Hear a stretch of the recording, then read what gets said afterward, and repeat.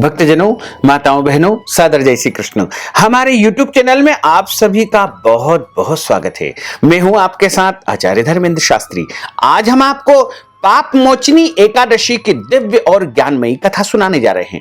इस कथा को अंत तक जरूर सुनिएगा और अधिक से अधिक लोगों को शेयर भी करिएगा। साथ ही ध्यान रखिएगा कि कथा को कभी भी बीच में अधूरा नहीं छोड़ना चाहिए।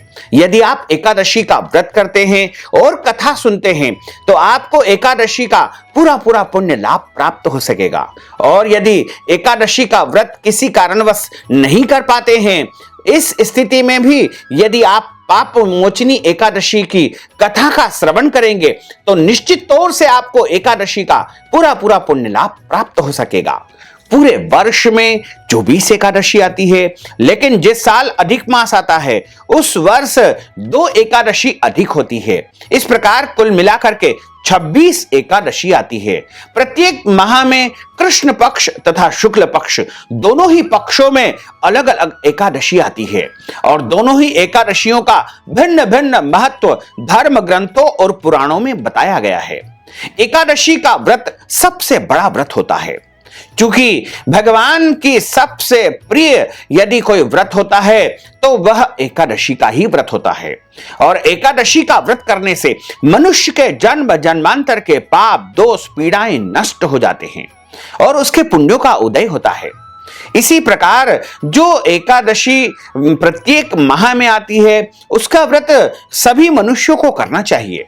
लेकिन किसी कारणवश यदि आप अन्य एकादशियों का व्रत नहीं कर पाते हैं तो आपको पाप मोचनी एकादशी का व्रत तो अवश्य ही करना चाहिए। पाप मोचनी एकादशी का व्रत करने से सहस्त्र गौदान यानी 1000 गाय दान का पुण्य फल प्राप्त होता है और मनुष्य के कई जन्मों के पाप तुरंत ही नष्ट हो जाते हैं और उसके पुण्यों का उदय होता है। क्योंकि जीवन में जो अधिकतम समस्याएं होती है वो हमारे पूर्व जन्म के कर्मों के कारण ही होती है। पूर्व जन्म के जो हमारे दुष्कर्म होते हैं उनको इस जन्म में भोगना पड़ता है और इस जन्म में जो बुरे कर्म आप करोगे उसको अगले जन्म में भोगना पड़ेगा।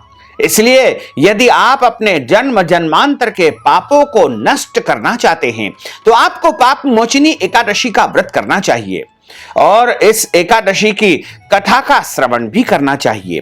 तो यदि आप पाप मोचनी एकादशी का व्रत करते हैं तो इसके कुछ नियम होते हैं। यानी एकादशी का जो नियम है वो दशमी से लेकर के द्वादशी तक निरंतर चलता रहता है। दशमी के नियम इस प्रकार है। सबसे पहले तो आपको ध्यान रखना है कि दशमी तिथि के दिन एक समय भोजन करना चाहिए और दशमी तिथि के दिन आपको जो है चावल का परित्याग करते हुए, लहसुन प्याज मांस मदिरा का परित्याग करते हुए और शुद्ध और सात्विक भोजन का उपयोग करना है। दशमी तिथि के दिन आपको ब्रह्मचर्य व्रत का पालन करना चाहिए। इस बार एकादशी जो रहेगी वो इस प्रकार रहेगी। यानी एकादशी तिथि का प्रारंभ होगा 7 अप्रैल 2021 बुधवार को रात को 2:09 पर एकादशी तिथि प्रारंभ होगी और एकादशी तिथि का समापन होगा 7 और 8 की जो रात्रि रहेगी उस रात्रि में 2:28 तक। यानी उदय व्यापिनी तथा जो है पूरे दिन में जो एकादशी रहेगी वो 7 अप्रैल 2021 बुधवार को ही एकादशी रहेगी। और वैष्णव मत के अनुसार, वैष्णव परंपरा के अनुसार यदि आप एकादशी का व्रत करना चाहते हैं और हमारे मत के अनुसार यदि आप एकादशी का व्रत करना चाहते हैं तो आपको 7 अप्रैल 2021 बुधवार को ही एकादशी का व्रत करना होगा, क्योंकि इस दिन सूर्योदय व्यापिनी एकादशी है और इस एकादशी के व्रत का पारणा यानी व्रत खोलने का जो समय रहेगा वो 8 अप्रैल 2021 गुरुवार के दिन सुबह 7 बजे से लेकर के 9:45 तक आपको व्रत का पारणा कर लेना चाहिए, यानी व्रत को खोल लेना चाहिए। तो यदि आप एकादशी का व्रत प्रारंभ कर रहे हैं तो आपको दशमी के नियम 6 अप्रैल 2021 मंगलवार के दिन करना है और एकादशी का व्रत 7 अप्रैल 2021 बुधवार को करना है। वहीं व्रत का पारणा यानी व्रत खोलने का जो समय रहेगा वो 8 अप्रैल 2021 गुरुवार को रहेगा। तो एकादशी के दिन सबसे पहले आपको सुबह जल्दी उठना है। ब्रह्म मुहूर्त में आपको उठ करके स्नान कर लेना चाहिए और संभव हो तो तीर्थ जल से या अपने नहाने की बाल्टी में तीर्थ का जल डाल करके उससे स्नान करना चाहिए और उसके बाद शुद्ध और पवित्र वस्त्र धारण करके अपने नित्य का पूजन अर्चन करें। उसके बाद सूर्य भगवान को जल चढ़ाएं और हाथ में जल, तुलसी पत्र, सुपारी, दक्षिणा ये वस्तुएं रख करके संकल्प धारण करें। संकल्प के रूप में 3 बार विष्णु विष्णु विष्णु का उच्चारण करें। उसके बाद कहे कि आज मैं पाप मोचनी एकादशी का व्रत करने जा रहा हूं या करने जा रही हूं, मेरा नाम यह है, मेरा गोत्र यह है। इस प्रकार अपना नाम गोत्र बोलने के पश्चात आपके मन में जो भी इच्छाएं हैं, कामनाएं हैं, उनका भी आप उच्चारण करें और आप कहे कि मेरे जन्म जन्मांतर के पाप, दोष, पीड़ाएं नष्ट हो जाए और मेरे पुण्यों का उदय हो। और यदि आप एकादशी के व्रत का पुण्य किसी भी अपने परिजन, पूर्वज या मृतक आत्मा को प्रदान करना चाहते हैं तो आप उनका नाम तथा गोत्र भी उस संकल्प में उच्चारण कर सकते हैं। उसके बाद आपका व्रत प्रारंभ हो जाएगा और आपको उस दिन चतुर्भुज नारायण भगवान विष्णु का पूजन अर्चन करना है या बाल गोपाल का पूजन आपको करना चाहिए या ठाकुर जी की सेवा करनी चाहिए।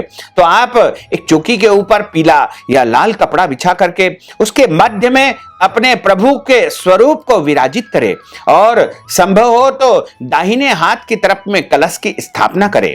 वैसे कलश की स्थापना करना अनिवार्य नहीं होता है, यदि आप चाहें तो कर सकते हैं, नहीं तो केवल और केवल प्रभु की सेवा ही इस दिन करें, उनकी पूजा करें, उनको अच्छी प्रकार से भोग लगाए, तुलसी जी उनके सामने पधराएं, भगवान को भोग धरावे और उसके बाद उनकी जो है पूजन आरती संपन्न करें।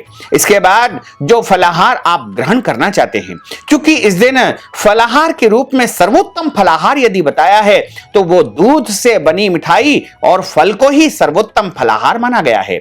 इसके अलावा अन्य भी जो है शुद्ध और सात्विक फलाहार आप ग्रहण कर सकते हैं, लेकिन ध्यान रखें कि एकादशी के दिन किसी भी स्थिति में घर में चावल नहीं बनाना चाहिए और चावल का उपयोग भी किसी भी मनुष्य को इस दिन घर में नहीं करना चाहिए।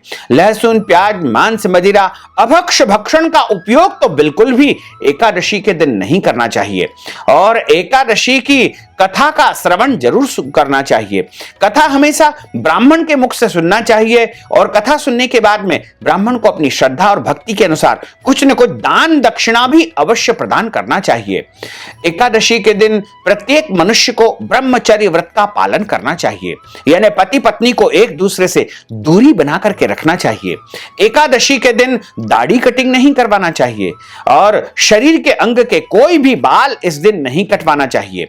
एकादशी के दिन झूठ नहीं बोलना चाहिए। एकादशी के दिन क्रोध नहीं करना चाहिए। एकादशी के दिन वाद विवाद नहीं करना चाहिए। लड़ाई झगड़ा भी बिल्कुल इस दिन नहीं करना चाहिए। साथ ही पेड़ पौधों को काटना भी नहीं चाहिए, यहां तक कि तुलसी जी के पत्ते भी इस दिन नहीं तोड़ना चाहिए, क्योंकि एकादशी का जो व्रत होता है वो तुलसी जी के बिना अधूरा माना जाता है। इसलिए एक दिन पहले ही आप तुलसी जी तोड़ करके रख लीजिएगा।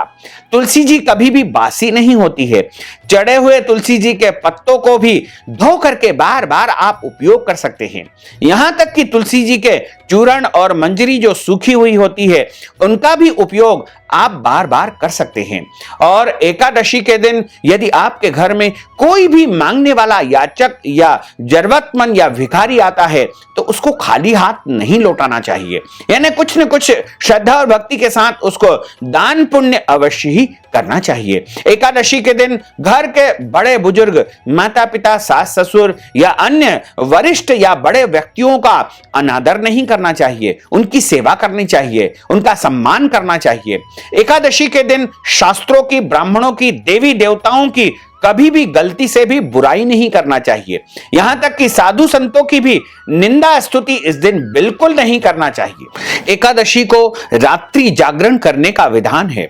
जैसे आप 7 अप्रैल 2021 बुधवार को एकादशी का व्रत रखेंगे तो उस दिन जब सूर्यास्त के बाद जो रात्रि होगी उस रात्रि में जागरण करने का विधान है। यदि आपके अंदर सामर्थ्य है, शक्ति है, तो पूरी रात जाग करके भगवान का भजन करे, कीर्तन करे, स्मरण करे, मंत्र जाप करे, साधना करे, या श्री विष्णु सहस्त्र नाम का पाठ करे, या श्री गोपाल सहस्त्र नाम का पाठ करे, या अष्टाक्षर मंत्र श्री कृष्ण शरणम मम, या द्वादशाक्षर मंत्र ओम नमो भगवते वासुदेवाय, या फिर भगवान के नामों का उच्चारण आपको रात्रि में करना चाहिए। पूरी रात यदि आप नहीं जाग सकते हैं तो एक पहर जागे। एक पहर का अर्थ होता है रात्रि, यानी सूर्यास्त के बाद 6 बजे से लेकर के 9 बजे तक, या फिर दोपहर जागे। दोपहर का अर्थ होता है रात्रि 9 से लेकर के 12 बजे तक, या 3 पहर रात्रि 12 से लेकर के 3 बजे तक तीसरा प्रहर, उसके बाद चौथा प्रहर रात्रि 3 बजे से लेकर के सुबह 6 बजे तक। इस प्रकार आप रात्रि जागरण करें, भगवान का स्मरण करें, भगवान का भजन तथा कीर्तन करें। एकादशी के दिन दवाई खाने में, औषधि ग्रहण करने में किसी भी प्रकार का कोई दोष नहीं होता है। एकादशी के दिन यदि माताओं बहनों को मासिक धर्म या पीरियड की कोई समस्या अचानक उत्पन्न हो जाती है तो आप व्रत तो कर सकते हैं, लेकिन प्रभु का स्पर्श तथा पूजन आपको नहीं करना चाहिए। और एकादशी के दिन यदि घर परिवार में जन्म अथवा मृत्यु का सूतक अचानक लग जाता है तो ऐसी स्थिति में आप व्रत का पालन करें, यानी व्रत करें और भगवान का पूजन तथा भगवान का स्पर्श आदि कर्म नहीं करना चाहिए। और एकादशी का जो व्रत करता है उसको अगले दिन यानी द्वादशी के दिन व्रत का पारणा करना चाहिए। इस बार व्रत का जो पारणा होगा 8 अप्रैल 2021 गुरुवार के दिन सुबह 7 बजे से लेकर के 9:45 के बीच में आपको व्रत का पारणा करना चाहिए। व्रत का पारणा जब हम करते हैं तो सबसे पहले सुबह जल्दी उठे और पवित्र जल से स्नान करें, शुद्ध वस्त्र धारण करें, और उसके पश्चात आपको शुद्ध आसन पर बैठ करके प्रभु के सामने हाथ में जल, तुलसी पत्र, सुपारी को दक्षिणा रख करके संकल्प करें। और जब हम व्रत का पारणा करते हैं तो उस समय हमारे पास में अन्नदान के लिए या फिर सीधा दान करने के लिए वस्तु भी रख लेना चाहिए। यदि आप वस्तु का दान नहीं करते हैं तो उसके निमित्त नगद राशि निकाल करके आपको रख लेना चाहिए। इस प्रकार आप व्रत का जब पारणा करते हैं तो संकल्प धारण करें और कहे कि 3 बार विष्णु विष्णु बोले, और उसके बाद आप कहे कि मैंने पाप मोचनी एकादशी का व्रत किया है, मेरा नाम यह है, मेरा गोत्र ये है, और आज मैं व्रत का पारणा करने जा रहा हूं या करने जा रही हूं। हे प्रभु, मुझे इस व्रत का पूरा पूरा पुण्य लाभ आप प्रदान करना। इस प्रकार आप व्रत का संकल्प धारण करें और संकल्प को प्रभु को समर्पण कर देवे। उसके बाद व्रत का पारणा आपको कर लेना चाहिए। व्रत का पारणा आप तुलसी पत्र और जल से कर सकते हैं। व्रत का पारणा आप मिश्री से कर सकते हैं। व्रत का पारणा आप जो है फल से या फलाहार से भी कर सकते हैं। व्रत का पारणा आप अन्न से कर सकते हैं, भोजन से कर सकते हैं। व्रत का पारणा चावल से कर सकते हैं, क्योंकि द्वादशी के दिन चावल अनिवार्य रूप से खाना चाहिए। जो मनुष्य द्वादशी के दिन चावल खाता है उसे महान पुण्य फल की प्राप्ति होती है। चावल को देव अन्न कहा गया है, और दशमी के दिन तथा एकादशी के दिन हम चावल का परित्याग करते हैं और देव अन्न को पुनः सम्मान देते हुए द्वादशी के दिन चावल अनिवार्य रूप से भोजन के रूप में स्वीकार करना चाहिए। इस प्रकार व्रत का पारणा करें।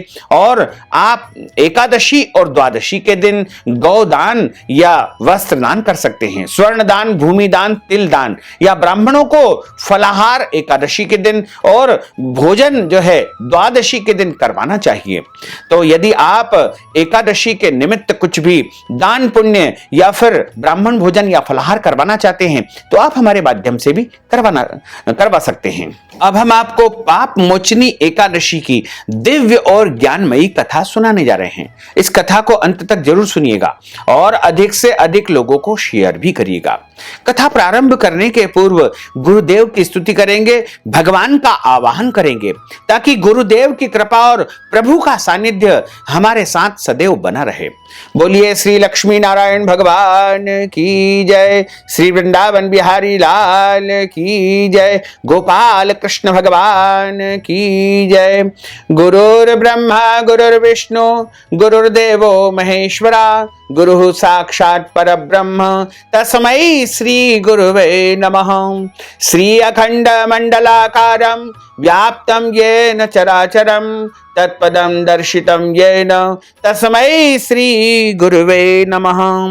कस्तूरी तिलकं ललाटपटले वक्षस्थले कौस्तुभं, नासाग्रे वरमौक्तिकं करतले वेणुः करे कङ्कणं, सर्वाङ्गे हरिचन्दनं सुललितं कंठे च मुक्तावलिं, गोपस्त्री परिवेष्टितो विजयते गोपालचूडामणिं, फुल्लेन्दीवरकान्तिमिन्दुवदनं वरहावतं सप्रियं, श्रीवत्साङ्कमुदारकौस्तुभधरं पीताम्बरं सुन्दरं, गोपीनां नयनोत्पलार्चिततनुं गोगोपसङ्घावृतं, गोविन्दं कलवेणुवादनपरं दिव्यांगभूषणं भजे। वरहापीडं नटवरवपुः कर्णयोः कर्णिकारं, बिभ्रद्वास कनककपीशं वेजयन्तीं च मालां, रन्ध्रान् वेणोर्धरसुधया पूरयन् गोपवृन्दैः, वृन्दारण्यं स्वपदरमणं प्राविशत गीतकीर्तिः। करारविन्देन पदारविन्दं मुखारविन्देन विनिवेशयन्तीं, वटस्य पत्रस्य पुटेशयानं बालं मुकुन्दं मनसा स्मरामि, बालं मुकुन्दं मनसा स्मरामि। सच्चिदानन्दरूपाय विश्वोत्पत्त्यादिहेतवे तापत्रय विनाशाय श्रीकृष्णाय वयं नमः। कृष्णाय वासुदेवाय हरये परमात्मने प्रणतः क्लेशनाशाय गोविन्दाय नमो नमः। वसुदेव सतं सुतं देवं कंसचाणूरमर्दनं, देवकी परमानन्दं कृष्णं वन्दे जगद्गुरुं, कृष्णं वन्दे जगद्गुरुं। सच्चिदानन्दरूपाय विश्वोत्पत्त्यादिहेतवे तापत्रय विनाशाय श्रीकृष्णाय वयं नमः। नमो ब्रह्मण्यदेवाय गोब्राह्मणहिताय च जगद्धिताय कृष्णाय गोविन्दाय नमो नमः, गोविन्दाय नमो नमः। जय जय श्री राधा रमण, जय जय नवल किशोर, जय गोपी चित चोर प्रभु, जय जय माखन चोर। मात मेरी श्री राधिका, पिता मेरे घनश्याम, इन दोनों के चरणन में मेरा बारंबार प्रणाम, मेरा बारंबार प्रणाम, मेरा बारंबार प्रणाम।